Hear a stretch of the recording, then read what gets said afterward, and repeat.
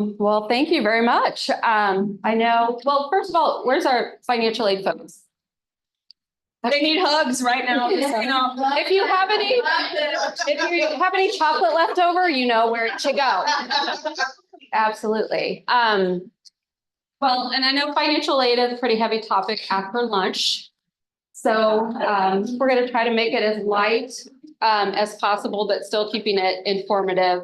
And then have an open discussion on how we can best work together. So first, my name is Paula Carpenter. I am the Director of Financial Aid at Jefferson College.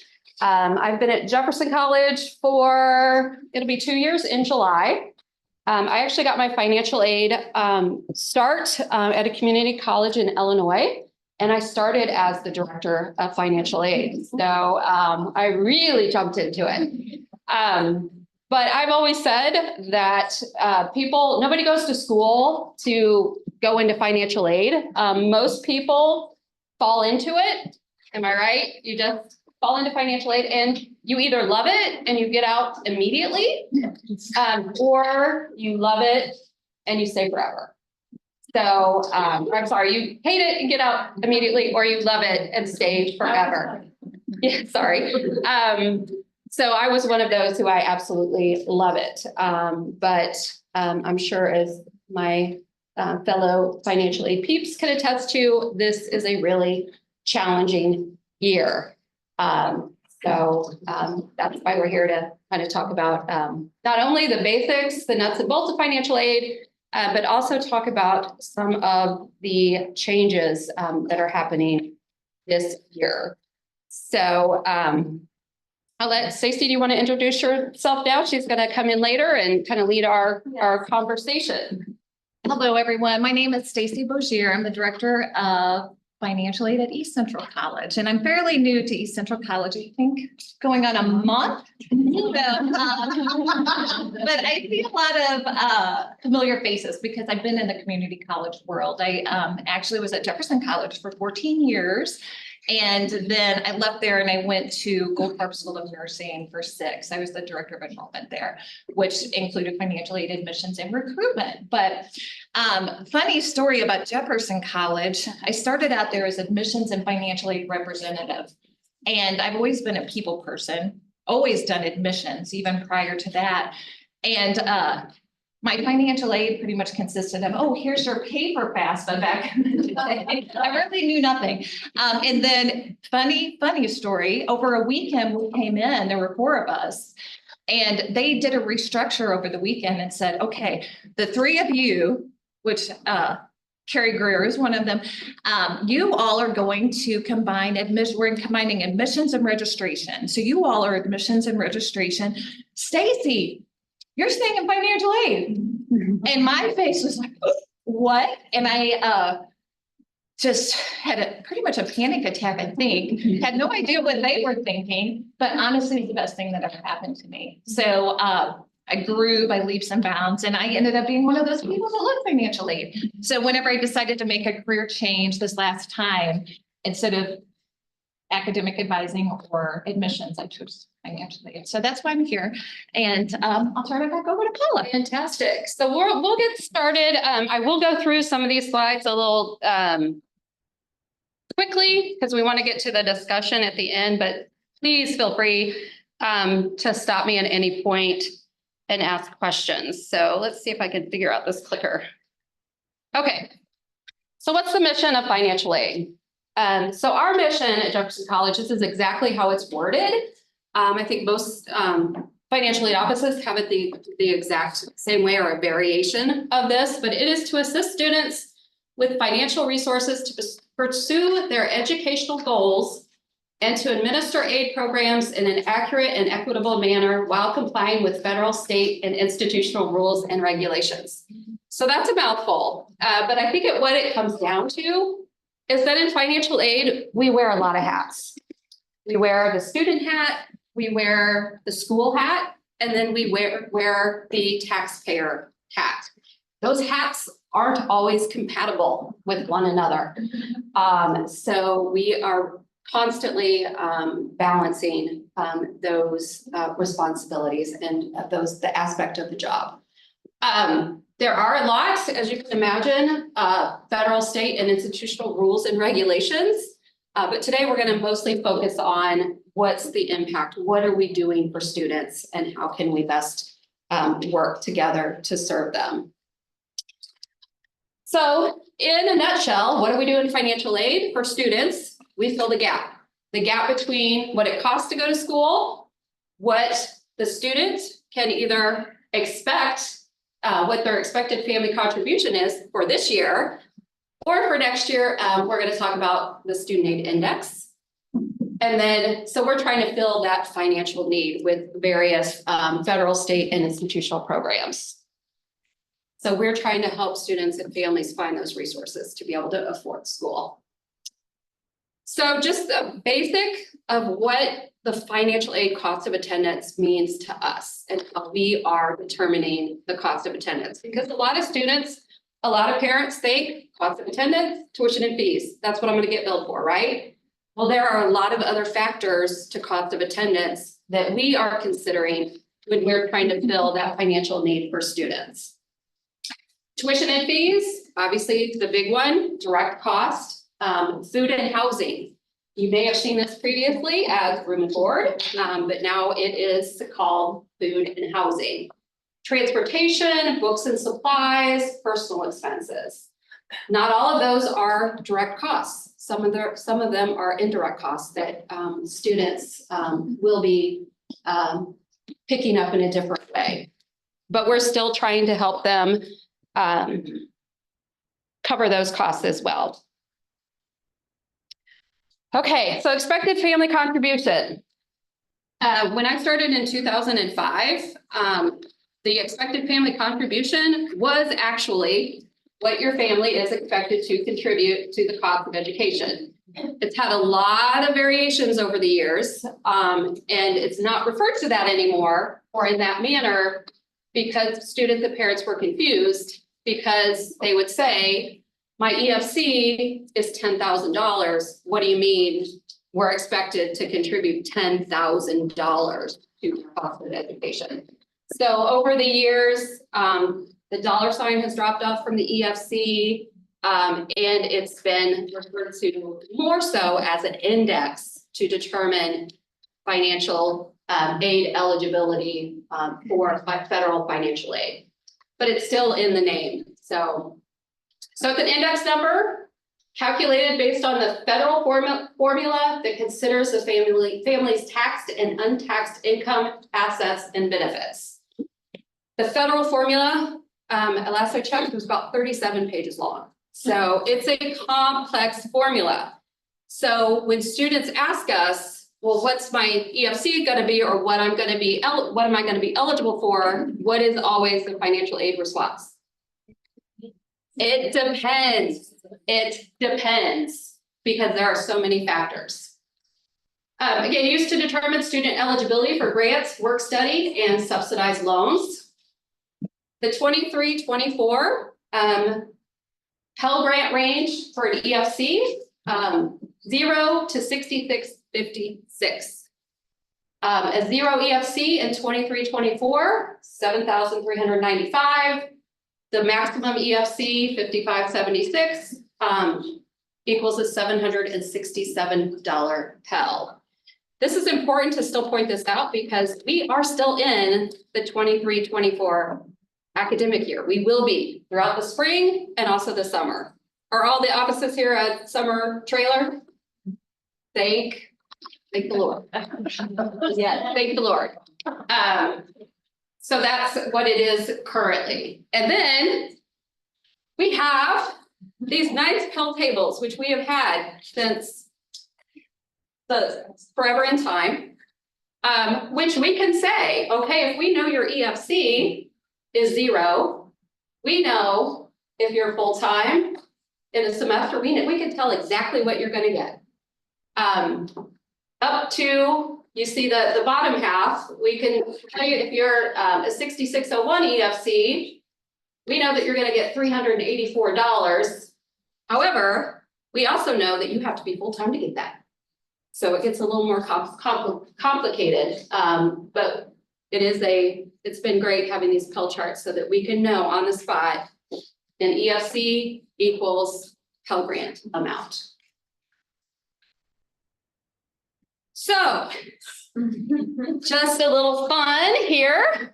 As I mentioned, the EFC, it's been the EFC since I've been in financial aid, probably since you all. I would wager a guess that it's been EFC since you've all been in financial aid, based on this question. So the EFC was established in this year. Many know the Jeopardy. 1922. 1980. Ooh. 1975. 65, 75. Okay, let's lock in. 75. Okay, and there is a prize on the line, so. Okay. Okay, everyone, form of the question, please. It's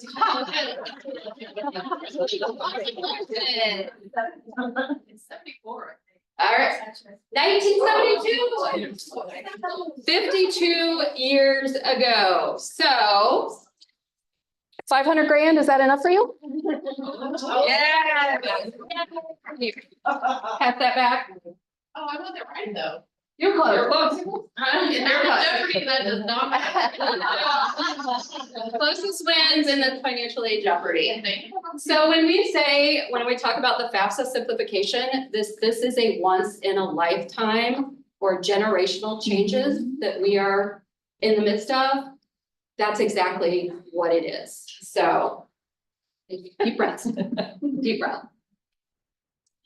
Okay, so we're moving from the EFC, that's going away. So after this year, we're not going to say EFC anymore. We're going to say Student Aid Index. So what is that? Well, it replaces the expected family contribution. So really it's the EFC rebranded. It's no longer, because students and parents are going to know it's an index. It's not what you're expected to pay. So it's a new term. It is calculated based on a revised federal formula. And if you looked at the formula, it's not 37 pages. It's not less than 37 pages. It's actually more than 37 pages now. I think it's 40 something. And it can go to a negative 1,500. So we've always thought, okay, 0 EFC, those are our neediest students. Not anymore. Our neediest students are negative 1,500. So it could go negative 1,500, negative 1,300, negative 1,200, all the way up. Just a few changes to note in the formula. The income protection allowance was increased. So, you know, students' parents will be considered to keep more of their income for those other necessities. State and other tax allowance removed. Small business family farm exclusion eliminated. So this is a big one, especially for those farm towns and students whose parents own family farms or businesses. Removal of number of family members in the college. So if anybody remembers at the end of the EFC formula, what did you do? You divided by the number in college. So if your EFC was 5,000, but you had 2 in college, the student's EFC, 2,500. So it was 3 divided by 3, 4 divided by 4.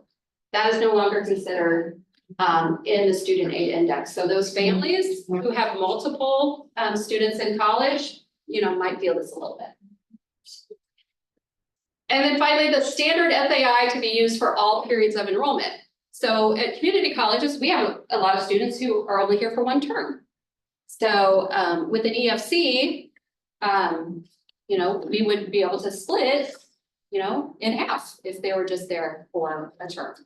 But the FAI, we don't have that ability to do that. So if you're there 1 term, if you're there 2 terms, it becomes summer, your SAI remains the same. So the student aid index, the good thing is that it expands the Pell Grant to more students by linking eligibility to AGI, family size, and poverty guidelines. The formula is completely different. And not only is the formula different, but the way a student qualifies for a Pell Grant completely different. Instead of those 9 Pell tables, that Pell chart that we have, a student can now qualify for Pell in one of three ways. Maximum Pell, those minus 1,500 to the 0 SAIs typically. Minimum Pell, when the SAI is greater than the max Pell grant. Or the calculated Pell, when the SAI is greater than 0 but less than the maximum Pell. Doesn't that sound much simpler than that nice Pell chart? And I don't know if anybody attended the deep dive into the SAI just a couple days ago, which took us through how calculating the SAI. It's very complex. And so I will just say thank goodness for our software that will hopefully do that for us and that we never have to calculate a manual SAI because it can be very complex. So the 24-25 SAI range, what's an SAI? How does that equate to Pell? Well, it depends. And it can be a minus 1,500 to who knows what the upper range will be. The maximum Pell for 24-25, we're anticipating, I guess, we're operating on it being the same as this year, which is $73.95. But it's subject to change with the federal budget, so it could increase, hopefully it will. And then the minimum Pell will be 10% of the maximum rounded to the nearest $5. So if it stays the same, it'll be $7.40. Okay, so instead of that Pell chart, this is just a graphic representation of how you can easily determine if the student is going to get maximum, minimum, or calculated Pell. I am not going to attempt to explain this, but it is complex. The other complexity, big change for next year is, you notice when I pulled up that Pell chart, it said, here's what you're going to get if you're full-time, 3/4 time, half-time, less than half-time. And then, like for instance, half-time is 6 hours to 8 hours, and it doesn't matter how many hours you're enrolled in, you're still going to get the half-time Pell. Well, that all changes. So we're now going to what's called enrollment intensity. So no longer do we have full-time, 3/4 time, half-time, less than half-time for the Pell Grant. We have how many credit hours are already in. So you'll notice if you're in 12 or more, pray everybody is full-time. But we know our students are not all enrolled full-time, they're all across the board. So if you're 12 or more, 100% full-time, you're golden. 3/4 time, if you're in 9 hours, you get less than if you're in 11. So, and if you're in 11 and you drop to 10, then you lose Pell. So we're going to have a lot more fluctuations in enrollment levels and Pell Grant amounts. So from 8% to 100%, so everything in between. So imagine the complexity or the advisement that we may need to have with folks going forward, that if they're going, dropping a credit hour, that it might absolutely impact the amount of their financial aid because it's no longer within those larger categories. So enrollment intensity. Okay, so where does it all begin? All begins with the FAFSA, the free application for federal student aid. It's important to note that we are most always in 2 years at the same time. So I mentioned we're still in 23-24, and we still will be until the end of June, because a student can still submit the 23-24 FAFSA up until June 30th. So we're still in 23-24. It opened October 1st, 2022. Doesn't seem like so long ago. It really does. It closes June 30, 2024. And it covers fall 23, spring 24, summer 24. And it is based on the tax year 2021. So quick math, how many months a cycle is that? How many months are we in a year? 21. Which means for the most part, we've got 3 glorious months. October, November, December.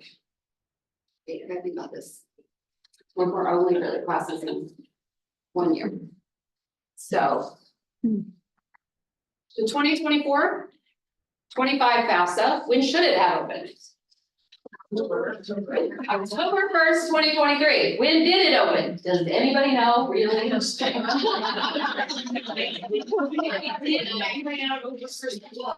it was open sometime the first week of January. So I just say January. Yes. January 2024.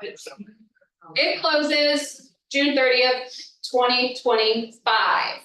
And then, so we're trying to get all these students to submit it for next fall, next spring, and then the following summer. So, and it's based on tax year 2022. When should the 2025-26 FAFSA open? So we don't have that much longer, and then we're automatically in another one. Okay, another financial aid jeopardy. All right. My peeps from financial aid should know this. This 2020 law mandates major changes to financial aid application processes and systems used to award financial aid. What is the FAFSA? Bingo. So for a bonus, the Future Act of 2019 allows the IRS to disclose certain FTI federal tax information to federal student aid via direct data exchange, which we'll talk about. So 2 major pieces of legislation. Rich. And it wisely. Okay, so we know, like I said, we're still in 23-24. We're still operating, under the previous rules, regulations, calculations, everything else. But what's changing with the new FAFSA, and what do we need you to know? So there are a couple categories here that I'll just point out to help give you an idea of what's truly changing with the FAFSA for this year. So FAFSA updates. Has everybody heard of the term contributor? So a contributor, this is a new term, refers to anyone required to provide their information and signature on the FAFSA form. So it might be the student, might be a parent, might be a parent spouse, might be a student spouse. So they are all considered contributors. There is a new parent wizard, because you would think that, intuitively that, who's your parent on the FAFSA would be a straightforward answer, but it is not. So there is a parent wizard that helps a student determine which parent needs to contribute to the FAFSA.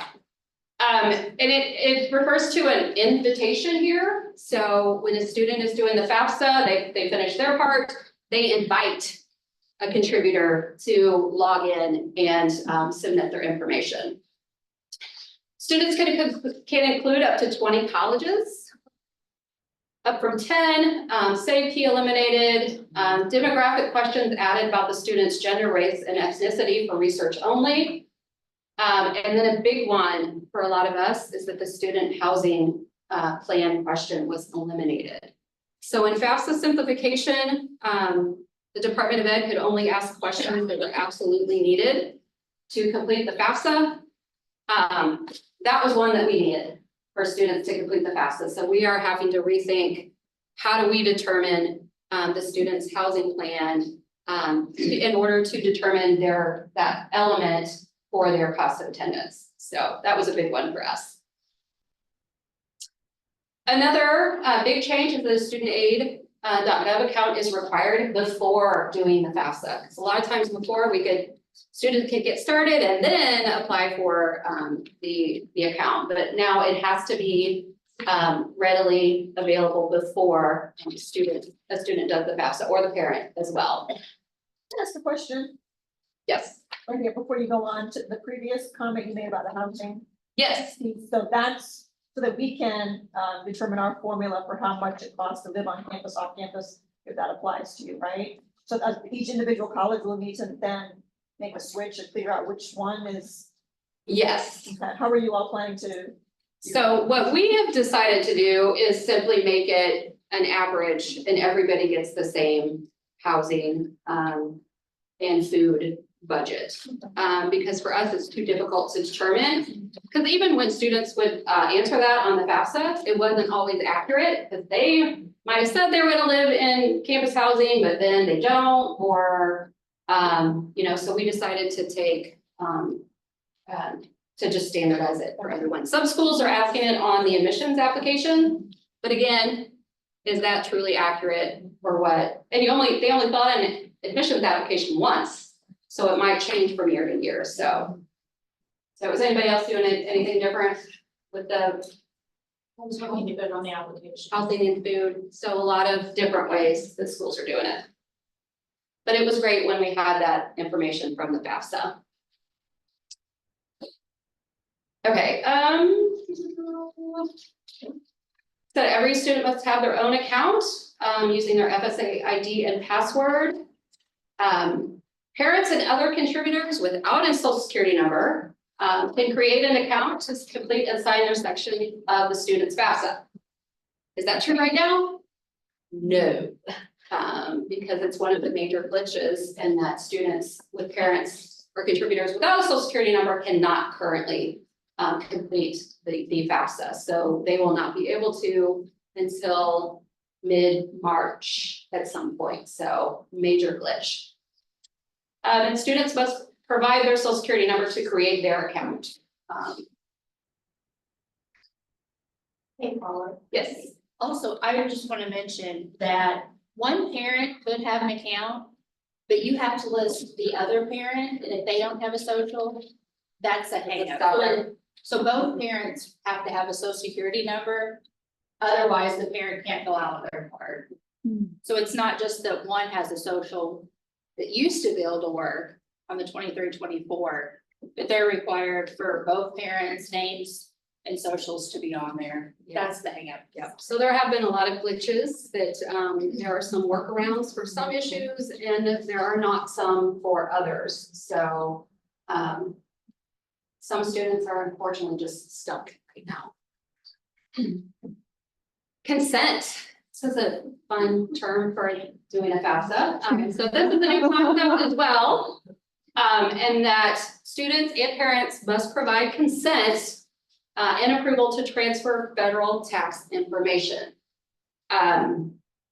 So gone is the term IRS data retrieval, which we've had over the past several years, where students and parents could elect to do data retrieval, where it will go outside of the FAFSA and pull back information from the IRS to the FAFSA application.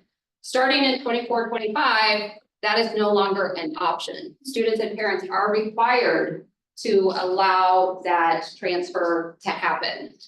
And so they must give consent and approval to do so. And if they don't, they do not get financial aid.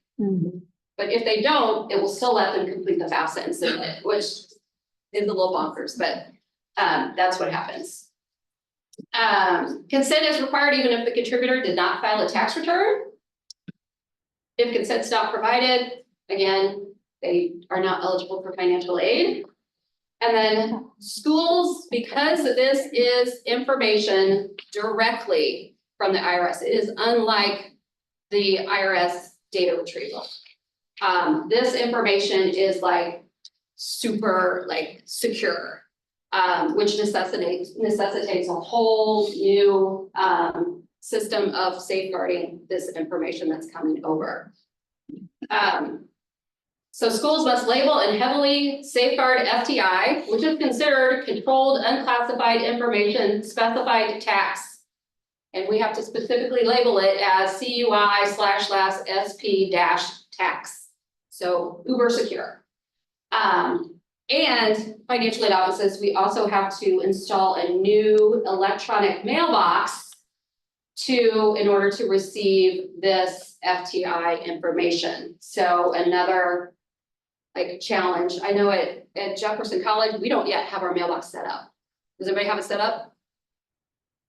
Nobody?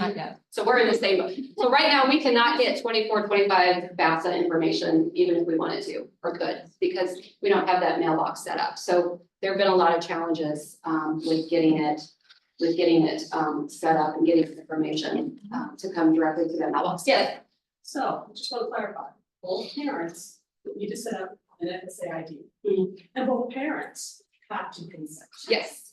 No matter what the family dynamics. is. Well, it depends. It depends. It depends. It depends. If they're married filing jointly, it's one parent.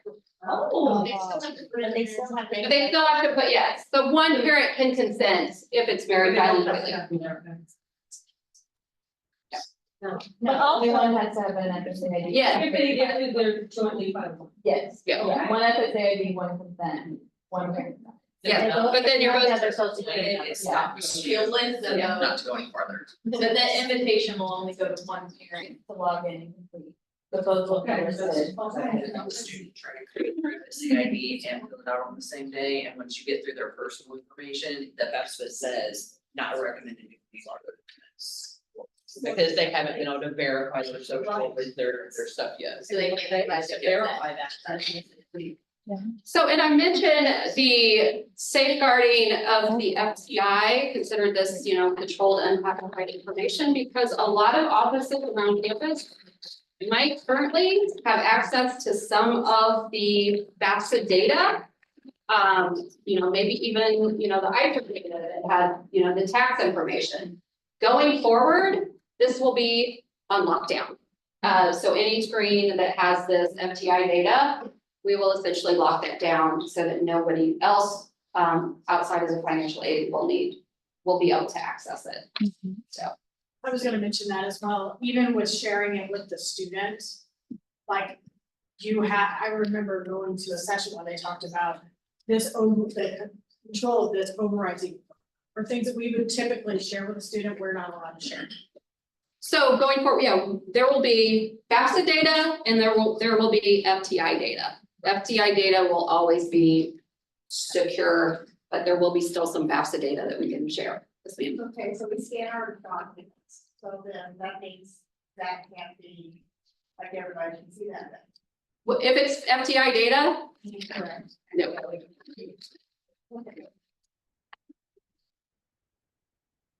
Okay, so changes to Pell Grant form eligibility, because hopefully more students are gonna be eligible for Pell, but what are some of those changes? Things you need to know. So the new formulas expand Pell Grant eligibility to more students and link the eligibility to family size, household income, and the federal poverty level. So this is very different than determining it based on the EFC. Pell Grant calculation may be separate from the SAI calculation, because remember you have maximum Pell, minimum Pell, calculated Pell. Pell Grant access expanded to include confined or incarcerated students enrolled in an approved prison education program. Does anybody have that? We're just starting. So whole new, We're working with CMU, but in fall, we should be taking over, Charleston, whatever that group's name is, we're gonna have one.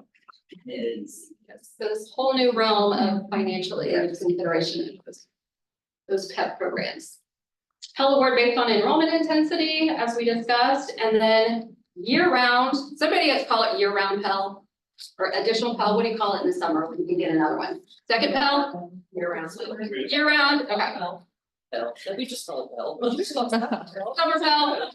So it changes as well. And it's, because currently, how many credit hours do you have to be in to receive an additional Pell in summer?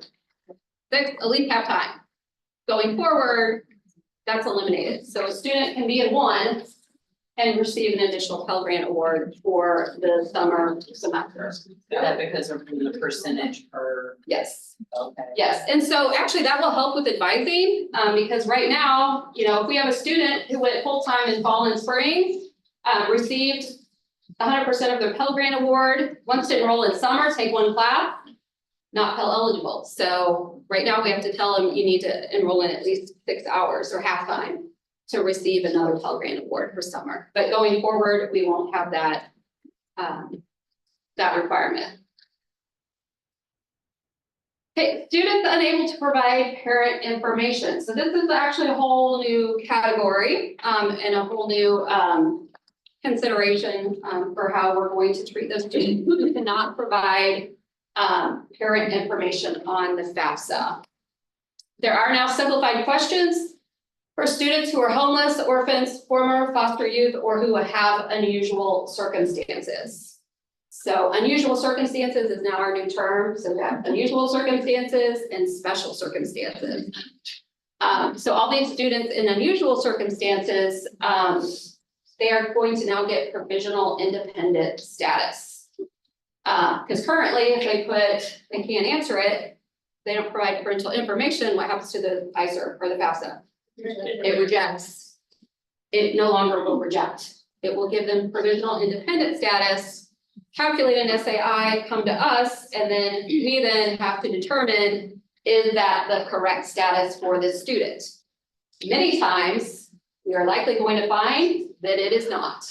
That they are truly a dependent student and need to go back and provide parental information. But it's going to be on the schools now to determine that. For students that we ultimately determine that is the correct status, they do have those unusual circumstances. Maybe we've documented it. Going forward, that status will then transfer with them as they do the next year's FAFSA, which is good because then they won't have to come to us again and we say, you know, tell us again why you're homeless, or tell us again why you don't have contact with your parents. Will it transfer within your institution or will it transfer to another institution? It will transfer to another institution as well. So it'll go on the FAFSA going forward. Okay, so we talked about some of the changes. So I wanted to just go through what happens after a student does the FAFSA and kind of where are we now in the 24-25 process. So I just laid out some steps of what happens once that FAFSA is submitted. So the first thing that happens is the student receives the student aid report, a STAR, for this year, 23-24, or 23-24 year. And it's renamed FAFSA Submission Summary, or an FSS, in 24-25. Has any student yet received a FAFSA submission formula? Or I'm sorry, summary? No. So this is where we are stuck in 24-25. This step. So no student has yet received that. Okay, so what happens next? FAFSA data, what we call on the school side ISERs, which is Institutional Student Information Record, is sent to the schools via an electronic mailbox. Have we received any of these for 24-25? No. It will begin in mid-March for 24-25. And just to tell you way more than you probably want to know, the reason for this is that we were supposed to get ISERs the end of January. But the Department of Education did not update some inflation tables that go into that formula. So under pressure, they decided they needed to reprocess all the ISERs, all the FAFSAs that they've received to date, which meant that we were going to be delayed in receiving ISERs. So that's where we are currently. And keep in mind for 24-25, we also need that special mailbox to be up and running in order to receive the information, which, you know, we've not been able to install, test, anything yet for 24-25. So you can see the frustration is that we're stuck basically in step one of all of these steps. But ideally, once we get those ISERs and can import them into our systems, because keep in mind another frustration, another delay in this is that we are waiting on all of our financial aid software providers to update all of the software so that once we get those ISERs in that special mailbox, we can move them from that special mailbox into our systems and then be able to review those FAFSA, all that data. But again, we don't have that yet from our software providers. It's not been tested. And so you can understand some of the frustration, the delays that we're facing. Do you know if they've even received that data yet? I know last was the dear colleague email that went out saying, hey, we want to help, please help us help you. They Yes, received some of it. Some, oh. So, It's not bad. and again, more information than you probably want to hear.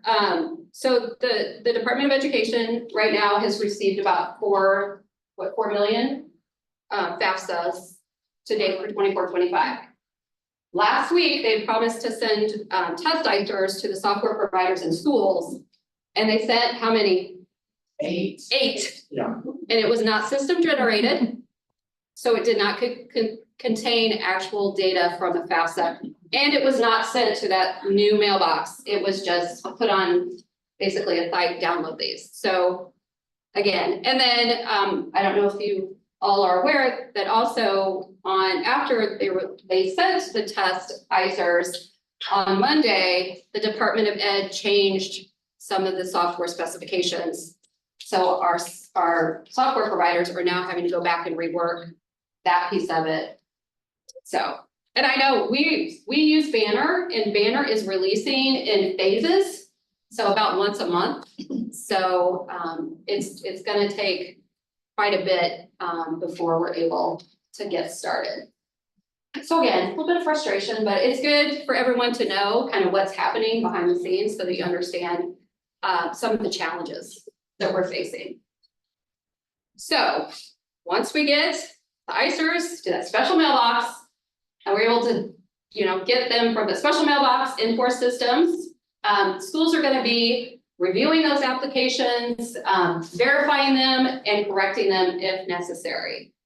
I suspect, and I don't know if others will agree with me, is there are gonna be a lot of corrections. No one can make corrections until they're released. Yes, yeah, so I'm gonna say in terms of, students maybe putting in incorrect data or answering a question wrong because of how it's worded. Maybe saying they can't provide current information, but they're not really, an independent student. So yes, and students who submitted, but maybe forgot to add a school or forgot to add something or, made an error, they cannot go back in. They have no access to their FAFSA data to make a correction on their own until at least mid-March. So once you submit it, it's basically now frozen until mid-March and they can go in and make corrections. The other thing is the schools, we can't see anywhere that the student did a FAFSA. So we have no access. So a student might call and say, hey, I just submitted my 24-25 FAFSA. Can you tell me if it went through? We can't, because we can't see it yet. So, and there's no way for us to do that, which normally there would be, even if it hasn't been sent to the school. So again, perfect world, application reviewed, verified, and corrected. Then the school packages federal, state, and institutional aid and sends the student offer letter. So this is where the news is focused on right now, is that no students are receiving this and they really need it to make informed decisions about where they're gonna go to school, what they're gonna be able to afford. So this is what the news is focused on, is that students aren't receiving their award notifications. So, and as you can see, it takes a lot to get there. So right now we're kind of stuck. Oh, and just to give you a quick idea, the types of financial aid, we've got grants, scholarships or gift aid, and then student loans and federal work study or self-help aid. This does not change. We will still be offering grants, work study, student loans, and scholarships. Sources of financial aid, again, these will remain the same. Federal's that big giant circle. Pell Grant, FSCOG grant, work study, student loans. State aid, A+, Access Missouri, Bright Flight, Fast Track, this will all still be available. And then institutional aid, whether it's tuition waivers, athletic, foundation scholarships. So this stays the same, but what might happen is that the mix might change a little bit. Because what happens if we have more students, who have A+, but now next year maybe they have Pell eligibility. So it's going to change the mix a little bit. So, but at least this part stays the same. So after a student receives their offer letter, and decides that they're going to attend, our school. The student enrolls, financial aid is applied to direct charges, and a refund of credit is issued for those indirect costs for the student. So we send out as a community college, because we're a low-cost institution, there are a lot of refunds that go out to students. Because maybe it's a Pell Grant overage, or they have a student loan or scholarships. So they're taking that money and then they're using it to pay for, their housing or their transportation or their miscellaneous expenses. Okay, the last one is my favorite. So I had to use a different font. It's called hold on, let me get it here. The fantasy font. Student begins, attends, and completes all courses, graduates on time, and lives happily.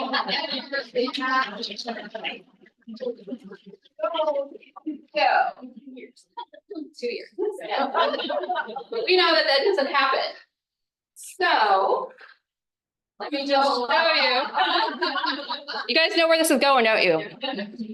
Okay. This is typically what happens.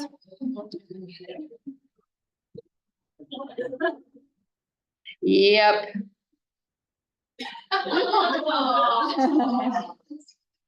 What happens to her money?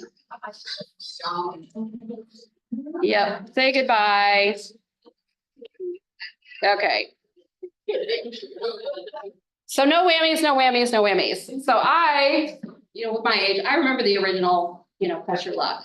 But apparently they remade it. But we are hopeful that when a student applies and they enroll and they attend, we're hoping no whammies, no whammies, no whammies. There are a lot of whammies right there. Yes. So I did put them in some of the categories. So you can really understand why we answer every question with "it depends." Even the most basic ones. Is the student eligible for financial aid? It depends. Are they going to get the same financial aid in the spring? It depends. So we just, although I say with the 24-25 FAFSA, I think we're going to swap out "it depends" as the most common answer to every financial aid questions to "we don't know." So some typical financial aid whammies. General eligibility, maybe doing that FAFSA.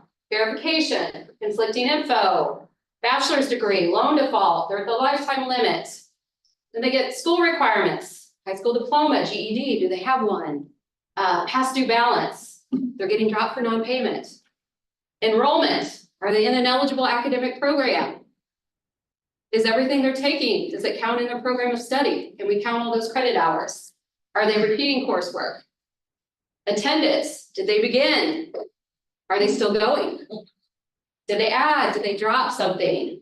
Did they do a complete withdrawal? R2T4 and they owe money back? And then the biggest one for us really is SAP, satisfactory academic progress. Are they completing at least 67% of the credit hours they attempt on a cumulative basis? Do they have a 2.0 GPA or whatever the requirement is?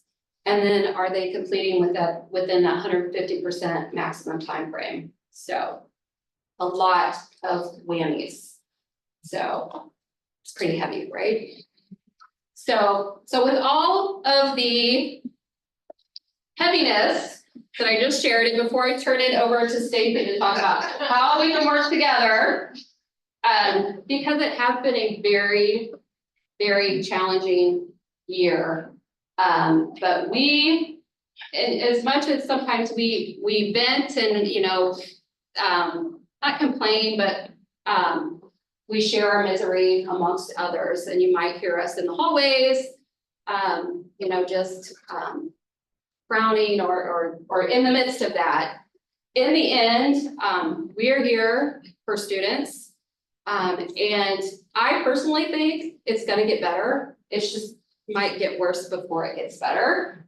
And my team, I have the most fantastic team. I think they will agree or attest to the fact that I tend to be a very positive person, and I know we're going to get through this.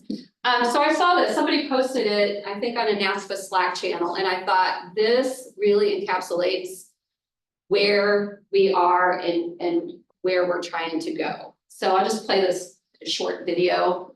See if I can, oh, hold on, let me go back. Is anybody familiar with Brad Montague? Who knows what he's popular for? Kid president? So I think y'all need a pep talk. Okay. The dumpster fire and the door by Black Martin. Once there was this girl and she was just going about her day. When something made her stop, looked and sound, whoa, hey, it was loud, it was big. It had flames that just getting higher and higher. There it was in front of a giant dumpster. The dumpster fire smelled like warm trash and it stopped strange wheezing, there just looked away. Just sat and watched it burn. People were adding their trash to it. And she was like, "Ew, I want a ton." So she added to the dumpster fire. And angry and thoughtless short. Then she danced and watched the flames get higher and go more and more and more. The dumpster fire had grown to become so big that's all you could see. Feeling sad and empty, girl wondered, "Is this all what was meant for me?" So, through the stink and smoke she walked and wiped her cloudy eyes. The sort of a woman who looked peaceful, happy, and wise. "Why do you smile?" asked the girl. "Just staring at a pile of dirt. This is the garden," said the woman. "Come and tend and heal your hooks." So there's planting and there's tending. Girl missed the quickness of the dumpster fire, but slowly her heart it started mending. Soon there was flowers and so much beauty and a desire to nourish and not to harm them. The change slow when we leave the pointless fire and they change the loving garden. The dumpster fire grew smaller, but never fully simmered down. The garden it grew and grew and enchanted every soul it found. Whatever goes in healing this, a decision must be made. Be distracted and feed the dumpster fire, or tend the garden of good today.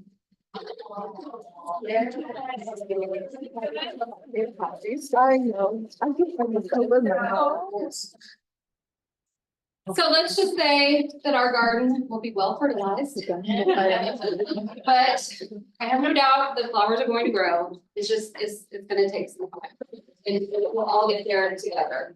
So with that, I will turn it over to Stacy to talk about how, knowing what you know now, how can we all work together to make sure our students are successful? Thank you. That was heavy. I'm not going to lie. I know we're getting late. I'm still like, oh my goodness. I can't imagine how you all feel. So going to get us back over to something before we move on to collaborative stuff. Why do we do this? Why do people even work in financial aid? How do we actually even find anyone that wants to deal with this? Because what I find in higher ed is as soon as we say financial aid, this is what people do. Like, I don't want any part of that. And whether it's admissions, whether it's academic advising, definitely faculty, even the business office is like, nope, I don't want to touch financial aid. But it's such a part of the student experience. And I think I'll always remember what Sarah talked about. Literally, she went to, was it 2 years or two? It was 2 years, not even knowing that there was actually resources out there for her. And believe it or not, financial aid is so rewarding. All of this, yes, it can be stressful. And yes, we have our days, and I'm looking at Kathy because we're there, we're having our days and we're in there kind of weeding our garden, I'll say, finding lots of bones and all of this, but just keeping the flowers in mind. So I found something online, like 10 reasons why financial aid professionals actually love their jobs. Because those of us that are in it, we're actually in it. And yes, we may have bad days, but literally we're making a difference in students' lives. And whether that's because a student has no idea they can afford to do this, whether it's a student that had no idea they were actually eligible for a scholarship and they're so excited, we change the lives of students, just like all of you in this room does. We teach financial literacy. And I don't know about you all, but I know my parents never talked to me about money. I used to teach career exploration or college 101, and I would always tell my students, I'll talk about my generation. Things are different because I talk to my kids about this stuff, but there were two things my parents never talked to me about: money and sex. And still, if I'm at like their house and if like there's a kissing scene that comes on, they're like looking for the remote, like trying to change it. But like really, both of those things our parents should talk to us about. So anyway, we are able to talk to students and their family about their financial situation, and that's uncomfortable. So immediately we're meeting this person and we're having to establish this rapport with them that they're turning over their income tax. They're showing us, okay, this is how much money I made. Oh, this is how much money I have or don't have in the bank. So I think for us, knowing that that person actually trusts us, it is extremely rewarding. It's also a big responsibility, but very, very rewarding. It's such a complex process. So to help students navigate through that, again, extremely rewarding. Every day is different because we never know what situation is coming in our office or, so having just the diversity in our days and, also with you, regardless of your position, depending on the timing of where we are in the semester, everything is different. So that to me is something I love. Collaborating with the community. So for me, one of my favorite things to do, and I've done in my former life, is to talk to donors. They love to hear about students and students' struggles. Honestly, they do. Every time I've ever talked to a donor in the community, they really do want to know, like, what do our students need? Is like here, I know maybe our students receive a scholarship, A+ is fabulous, but guess what? There's a huge amount of money that they owe with books that can be a huge barrier for them. So our donors like to hear those student stories. They love testimonials. Learning new things every day, which we learn every single day because things change every single day, I feel like. So anyway, basically it is a challenging career, but it allows us to be creative, analytical, and then like really a researcher because the information is out there. It's just that sometimes we have to take the step and to look at it. And then really, to me, a good financial aid person, yes, regulations a lot of times are black and white, but our students aren't. You know what I mean? So I think a great financial aid professional is someone that can really look at the student holistically. And if there's a resource, we'll try to find it. So I just say that all to you to let you know why we do this job. And I think that sometimes there's stereotypes of financial aid people, and sometimes it's that we're not even approachable. But we really, I promise we are, and we are people, and sometimes we have to get bad news. But what I've always talked to my team about, it's not what you say, it's how you say it. So we may have to say, I'm so sorry, there's no more Pell eligibility, but then it's how I say it, and do I have another alternative for them? So, moving on to you all, because I know we have some financial aid people in here. And I'm so happy to hear that some other institutions are kind of incorporating a little financial aid with admissions and advising, because it's so important. And I think it's important to know that we're not asking you all to go out and do the return to Title IV. It's just increasing your knowledge so that whenever you're in front of that student, you will have some of that basic information and you feel confident enough to answer some questions. So we want to open this up, all of us, we have other financial aid directors here, to say, like, how can we help you? Like, what would you like to see from the financial aid office? How can we collaborate more? Or if you are collaborating, if you want to share that, so we can maybe incorporate that in our institutions. So I don't know. Yes. I have a question. So with the new calculations, will you all have like a source you would go to that would calculate all that? I was thinking, I think. Yes, thank you. Well, I will say. I don't know. They have given us like this chart, which isn't really downloading at the moment, I know, but our system is still going to be able to do that for us. And what I will say, and someone said this earlier about making things easier for the students. Somebody said that. Yes, this is hard for us right now, but it really has made, and I'll just talk about filling the FAFSA out. It really is easier for the students. It really is easier for the students to consent and say, yes, please go to the IRS and get my information. Instead of sitting there, and I remember doing this, trying to get that data retrieval to work. And just because maybe they spelled out drive, and like the person that prepared their taxes may have said drive, but the student is putting in DR and then it wouldn't work. So I think it's simpler for the students.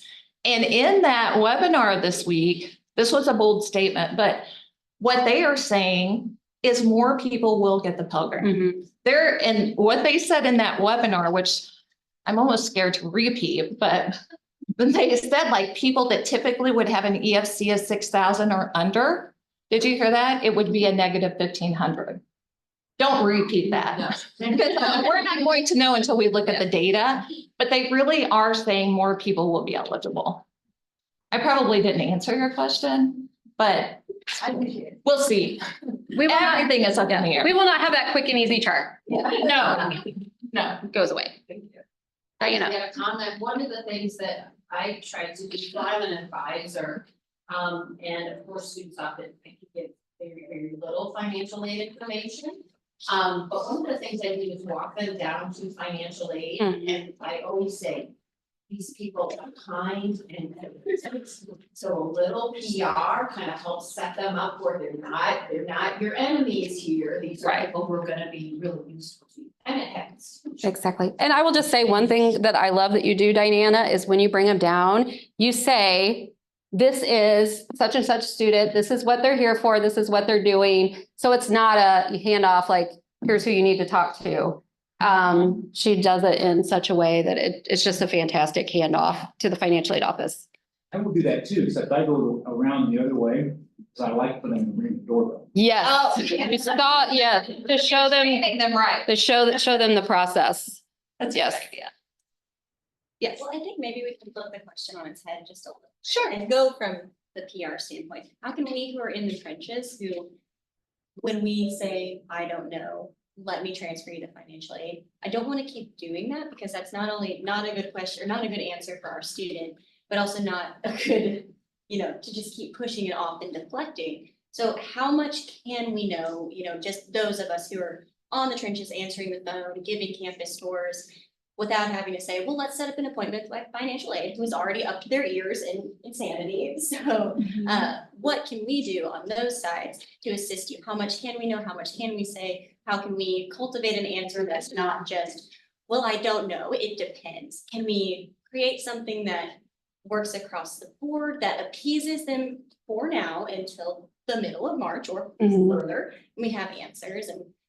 And I think, and also just having grace for them and introducing and saying, these are kind people. Right. Yes. We're not against you. Right. And we as student services are also not against you. So how can we work together on that? So I'd just love to hear suggestions if you guys are doing. I think it's always good because financial aid, and I always say, unless you're in financial aid, you don't truly understand like all of the complexities. And so from a financial aid perspective, it's very difficult to even get enough basic knowledge to answer the most basic questions because so much of it depends. So it's perfectly fine to say, I know you have a lot of questions. I want to get you to the experts because every student, every situation is different. So let's get you hooked up with the financial aid office.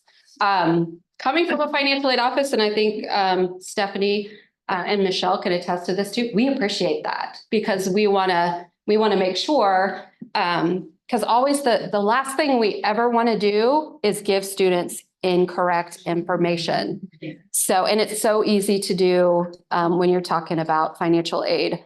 And it's so important to get it right. So we would much rather have that communication than to try to wing it and be like, well, I think, or, let me try to answer this. So. I think that's so institution or financial aid office dependent. Yes. Mhm. And even financial aid director dependent. As Stacy said, she's been here since the beginning of January. She is looking at things in a completely different way than our previous financial aid director. Mhm. So she's open to us creating appointments for the financial aid staff instead of expecting everybody to get those answers right away. Mhm. So I think it just involves building relationships. It helps. I'm not in financial aid, but I'm in their hallway. And so, I've built those relationships with our financial aid staff. And I previously worked on our front lines, and I know how hard it is when the student is staring at you and they want an answer right now, right, Jennifer? But you can't give them that answer. Yeah. And sometimes, I was gonna say this earlier when we were talking about communication and customer service, like, sometimes it's okay for them to wait. They're so used to those immediate answers. But by saying they're the experts, they are the ones that can answer it for you. Yes. I'm not knowledgeable enough. I want to give you to somebody that's not gonna give you wrong information, right? So, yeah, Jennifer works on our front desk. Well, and snowballing off of that, so Riley and I, student service specialists here. So we are encouraged to stay away from the I don't know statement. If it's possible, sometimes you have to say you don't know. But instead we use verbiage as in, let me get you connected to a financial aid specialist. They will be able to better service you. And we even try to, so Bethany, who is our lead student service specialist, she encourages us to do a warm transfer. So what we say is, okay, instead of just transferring you over where they may or may not answer, let me see if they're available. And then if they're not available, we come back and say, leave them your name, your number, and the best contact information. We are here. These are our business hours. If you don't hear from us within 24 to 48, give us a call back, because then that makes the student feel comforted, heard and understood, but they also accept that we might not have the answer right now, but we'll get it for them to the best of our ability. That's great. Yep. And I think that, I'm sorry to.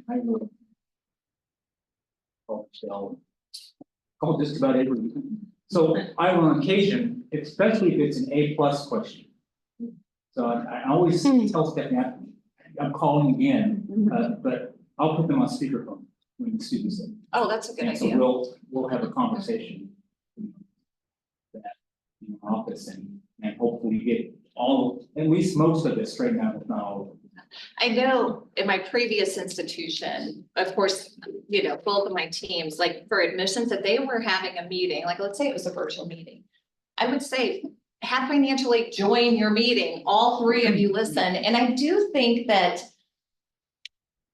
this is my perspective, and this goes back to different leaders having different perspectives. And like from where I came from a long time ago, what I didn't tell you, we went through another restructure at Jefferson College back in the day, where they went to what they called the one-stop shop, which sounds more like the student success possibly that you all are doing. So then I had to learn academic advising. But I loved seeing the whole picture. Like I loved having my financial aid knowledge and then also my academic advising knowledge, where I could really look and see, oh my goodness, this person's going to run out of aid, or you know what, you can't retake that class. Or so that really empowered me.